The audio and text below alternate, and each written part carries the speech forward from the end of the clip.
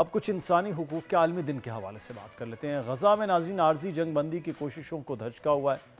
سلامتی کونسل میں قرارداد پر ووٹنگ پھر مؤخر ہوا، آج متوقع ہے۔ خبر ایجنسی کے مطابق قرارداد کے مسودے میں عارضی جنگ بندی کا مطالبہ، مجوزہ قرارداد کے متن پر رکن ممالک میں اختلافات بھی ہوئے۔ مذاکرات جاری ہیں۔ مذاکرات کا مقصد امریکہ کو ویٹو سے روکنا ہے۔ امریکی سلامتی کونسل کی پچھلی قراردادوں کو ویٹو کرتا رہا ہے۔ سلامتی کونسل میں قرارداد اور ووٹنگ کل بھی مؤخر کی گئی تھی۔ تو آج ہم اس پہ بات کریں گے۔ ہمارے ساتھ اس وقت موجود ہیں سابق سفیر عبدالباسط صاحب۔ بہت شکریہ عبدالباسط صاحب آپ کے وقت کا۔ سر، آج انسانی یکجہتی کا عالمی دن ہے، اس کی اہمیت کیا ہے؟ یہ دن کیوں منایا جاتا ہے؟ اور کسی بھی ایسی سوسائٹی کے لیے جہاں انسانیت کی قدر کی جاتی ہے، اس دن کی کتنی اہمیت ہے؟ سب سے پہلے تو آج اس دن کے حوالے سے ضرور بات کیجیے سر۔ جی ہاں، یہ یکجہتی کا دن ہے، اور اس سے میں تو یہی اسپرٹ اس کی لیتا ہوں کہ ہم سب کے جو ہے ہماری مشکلات سانجھی ہیں، ہم اگر ایک دوسرے کا سہارا بن کے آگے چلیں گے، اپنے اختلافات کو دور رکھیں گے، ایک دوسرے کے جو رائٹس ہیں ان کا خیال رکھیں گے، تو پھر یہ ایک جو دنیا ہے اس کو ہم صحیح سمت لے کر چلیں گے۔ لیکن اگر ہم نے اپنے اختلافات کو ہوا دی، جو فروعی اختلافات ہیں، اور جو ایک وطنیت کا جذبہ ہے اس کو اتنا بڑھا دیا کہ ہم ٹھیک اور اچھے اور برے کی تمیز بھی نہ کر پائیں، تو پھر آبویسلی یہ جو یکجہتی کا دن ہے اس کا کوئی مقصد نہیں ہوتا۔ مقصد یہی ہے کہ ہم ایک دوسرے کے جو رائٹس ہیں اس کا ہم خیال رکھیں، کیونکہ دوسرے کا جو رائٹس ہیں وہ آپ کی ڈیوٹیز بن جاتی ہیں۔ عبدالباسط صاحب، یہ تو یقین اچھے اور برے کی تمیز ہے کیونکہ یکجہتی اس طرح ہے، لیکن یہ تاثر بہت زیادہ ہے کہ اقوام عالم کی جو نمائندہ تنظیم ہے UN، وہ طاقتور ممالک کے سامنے بے بس ہو جاتی ہے، وہاں ایسی کوئی چیز یاد ہی نہیں رکھی جاتی۔ دیکھیں، یونائٹڈ نیشنز ہے کیا؟ اس میں 193 ممالک ہیں، اور جو اس کا اسٹرکچر ہے اس میں آبویسلی یہ ڈیموکریٹک نہیں ہے۔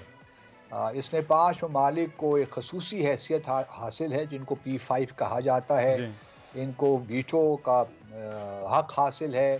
یونائٹڈ نیشن سیکیورٹی کونسل میں اگر چیپٹر 7 یا کسی بھی چیپٹر کے تحت کوئی قرارداد آتی ہے اور کسی ملک وہ سمجھتا ہے کہ وہ نیشنل انٹرسٹ میں نہیں ہے اس کے، تو اس کو ویٹو کر سکتا ہے۔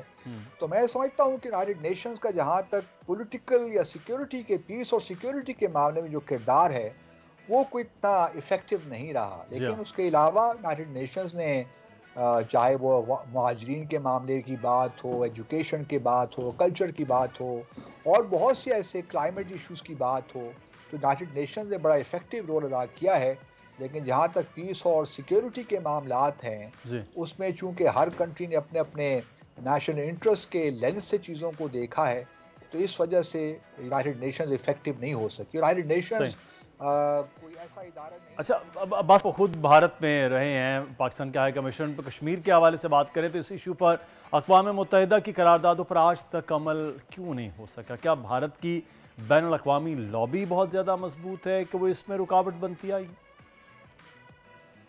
دیکھیں، کشمیر کا جو تنازع ہے جموں اور کشمیر کا، پہلے تو یہ ہمیں یاد رکھنا چاہیے کہ بھارت خود ہی یونائٹڈ نیشنز گیا تھا 1 جنوری 1948 کو اس تنازع کو لے کر، اور پھر بھارت کی کمٹمنٹس ہیں کہ پاکستان کی بھی کمٹمنٹس ہیں، جتنی بھی یونائٹڈ نیشن سیکیورٹی کونسل نے قراردادیں پاس کیں کہ ہم جموں اور کشمیر میں پلیبسٹ کروائیں گے اور حق خود ارادیت دیں گے کشمیریوں کو کہ وہ پاکستان کے ساتھ اپنا ہلاک چاہتے ہیں یا بھارت کے ساتھ۔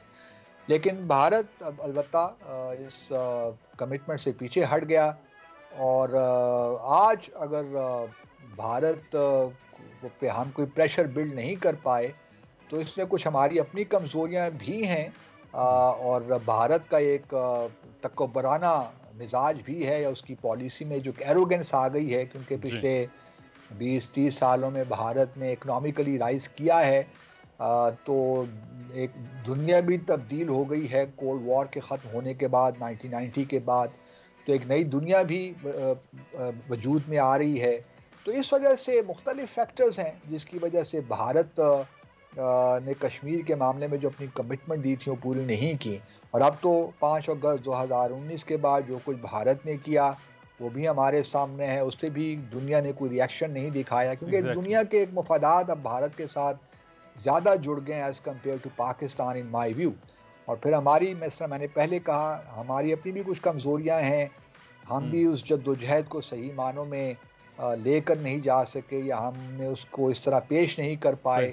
پھر 9/11 کے بعد ایک اور بھی بات یاد رہے کہ 9/11 کے بعد دنیا نے ایک خاص طور پہ چیزوں کو دیکھنا شروع کر دیا, جو جہاں پہ آزادی کی تحریکیں تھیں ان کو بھی دہشت گردی کی تحریکوں کے ساتھ جوڑ دیا گیا. بالکل, اور ابھی بھی یہ ہے باسط صاحب, یہ دیکھیں نا, ابھی مشرق وسطیٰ کی اگر ہم صورتحال کی بات کرتے ہیں تو فلسطین 2 ماہ کے دوران 19,000 افراد کا قتل, اور اس نسل کشی کو آپ کیا سمجھتے ہیں؟ اگر یہ نسل کشی ہے تو یہاں انسانی یکجہتی کی کیا اہمیت پھر باقی رہ جاتی ہے؟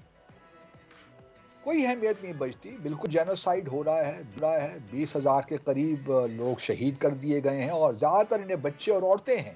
یہ بھی دیکھیے جینوسائیڈ ہی ہے, کیونکہ اسرائیل تو بڑے سسٹمیٹکلی کر رہا ہے, اور پھر اس کو بالکل پشت پناہی حاصل ہے امریکہ کی.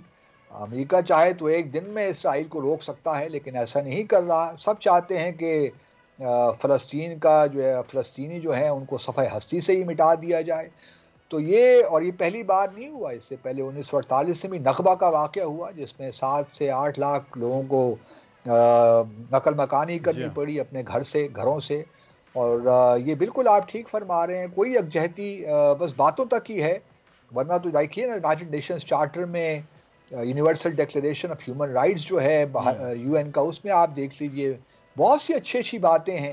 اگر ان پہ واقعی عمل کیا جائے تو آج دنیا بھر میں کوئی بھی ایسا پرابلم نہیں ہے جو کہ حل نہ ہو سکے. لیکن چونکہ ممالک جو ہیں, خاص طور پہ بڑے ممالک, وہ اپنی منمانی کرتے ہیں, اپنے نیشنل انٹرسٹ کو دیکھتے ہیں, اور پھر اب تو چونکہ مسلمانوں کے خلاف ویسے ہی 9/11 کے بعد ایک اسلاموفوبیا کی کیفیت کی صورتحال بھی ہے, تو وہ بڑے ممالک کے اپنے مفادات ہیں, اسلام و بہانہ ہے, اور اس کے بعد سچویشن پوری دنیا کے سامنے ہے. بہت شکریہ عبدالباسط صاحب, آپ ہمارے ساتھ موجود تھے, اور انسانی یکجہتی کے عالمی دن کے حوالے سے آپ ارد گرد کے لوگوں کے ساتھ یکجہتی کا ضرور رویہ اپنائیں, انفرادی طور پر جو جہاں پر موجود ہے.